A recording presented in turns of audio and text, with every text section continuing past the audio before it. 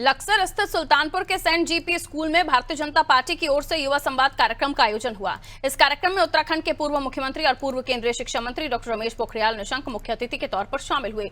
पूर्व CM doctor Nishank ने छात्रों के सभी सवालों के विस्तार से जवाब देते हुए कहा कि युवा ही देश की सबसे बड़ी ताकत है और उनकी जिज्ञासाओं का समाधान करना सरकार की जिम्मेदारी है।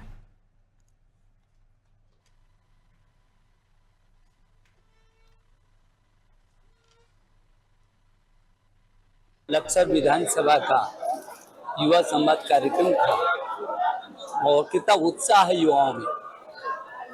ये जो संवाद है, ये संवाद क्योंकि ये युवा देश है, पूरे विश्व में अगले 25, 30, 35 सालों तक भारत ही यंग देश रहने वाले, पूरे युवा देश रहने वाला है।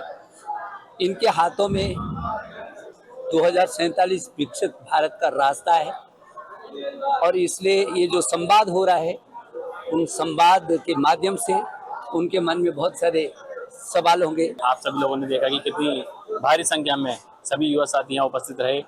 हमारा बड़ा सौभाग्य रहा कि इस कार्यक्रम में हमें मुख्य वक्ता के रूप में एक ऐसे शख्स आज इस कार्यक्रम में मिले जो कि इस राज्य की बनने की भूमिका से लेकर और आज तक भी लगातार लोगों के मध्य में रह रहे हैं। ऐसे हमारे आदरणीय रमेश पोखरियाल निशंक जी के नेतृत्व में आज हमें सभी युवाओं को कुछ बातें सुनने को मिली।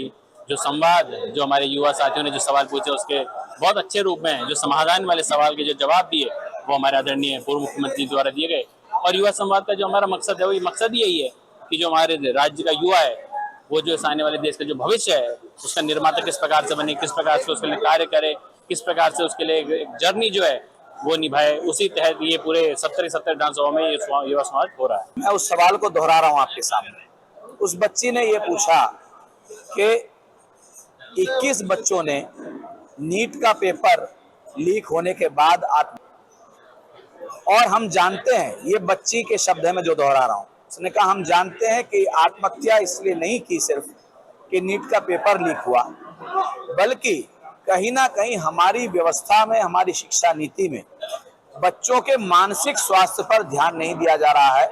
इस बारे में सरकार को चिंता करनी चाहिए। ऐसा संवेदनशील मुद्दा और एक छोटा सा बच्चा हमारे लक्सर विधानसभा क्षेत्र का, जो अगर हम कहें तो न तो आधुनिकता की दौड़ में है, न बहुत विकसित शहर है, वहां के बच्चे भी इस प्रकार के संवेदनशील मुद्दों को लेकर चिंतित हैं।